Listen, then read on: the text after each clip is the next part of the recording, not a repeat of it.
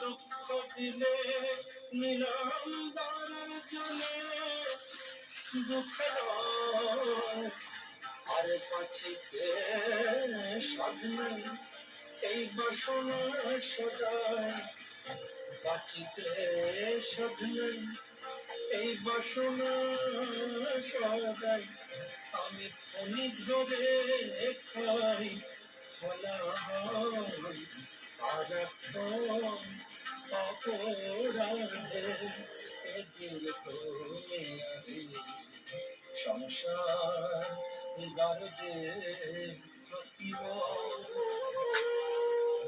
অশীল ছয় দুঃখ সে যে তশীল করে কত অশীল ছয় দুঃখ তশীল করে কত আমার দ্বারা শত হলো পায়ের শৃঙ্খল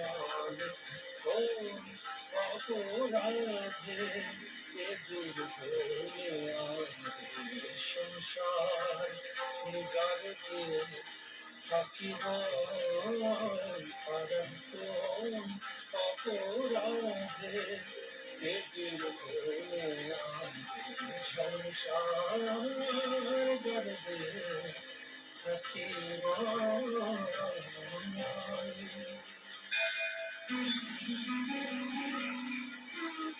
শ্রীচরণা বসুর সঙ্গে কান্ডের কথা শুধুমাত্র 98.3 মির্চিতে।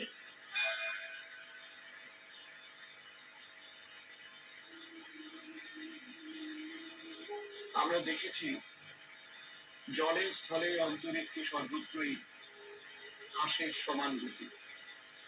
চিন্ময়ী বা জ্ঞানময়ী পরমাত্মময়ী দেবী সরস্বতীর সঙ্গে হংসের এই গতি বৈশিষ্ট্যের সম্বন্ধ কি? এটা আমরা তো জানি যে জ্ঞানময় পরমাত্ম সর্বব্যাপী, স্থলে জলে অনলে অনিলে সর্বত্রই তার সমান প্রকাশ। পরমাত্মার এই যে বিভূতময় স্বরূপ, হংসের ত্রিগতির মধ্যে তার কতক লক্ষণ ও ভাব বিদ্যমান। এই জন্যই চিন্ময়ী বা জ্ঞানময়ী বা পরমাত্মময়ী দেবী সরস্বতীর বাহন হয়েছে নিচর হংস। এও আমরা দেখেছি অসীম মুক্ত নীলাকাশে হংসের আছে একই সময়ে দ্রুত নিশ্চল গতি।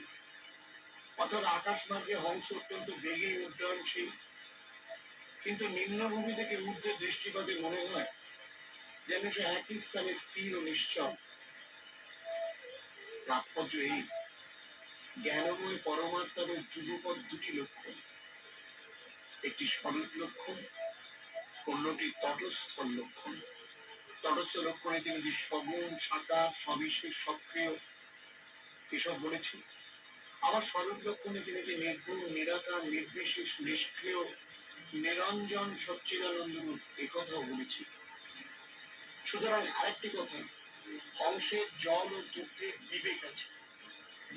অর্থাৎ জল আর দুধ যদি একসঙ্গে মিশিয়েও দেন, তাহলেও হাঁস শুধু সারভূত দুধ বা ক্ষীরটুকুই গ্রহণ করবে, ওই অসার জলগতে পড়ে থাকে। জ্ঞান সাধনার ক্ষেত্রে হাঁসের এই স্বভাব অত্যন্ত তাৎপর্য বহন করে। সেই তাৎপর্য কি, সেসব কথায় আসছি কটি গানের পর। সঙ্গে থাকবেন, কোথাও যাবেন না। শুনছি নিশ্চে গালি কথায় আপনি আছেন জগন্নাথ বসুর সঙ্গে।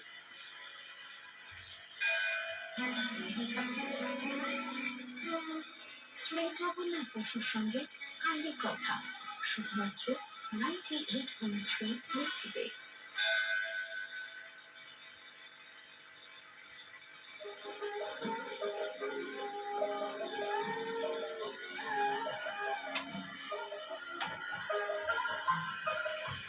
তোদের মতো বলবো না মা, আমায় তুমি পরপার।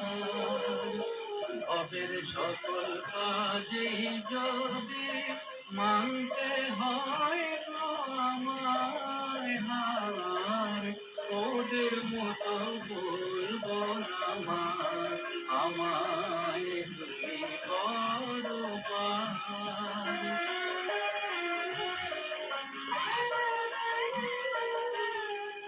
রূপের শিব কাটিবে তোর বিভব যারা চুরি করে কার্য সিদ্ধি করবে তারাই তোর দুটি পাশরণ করে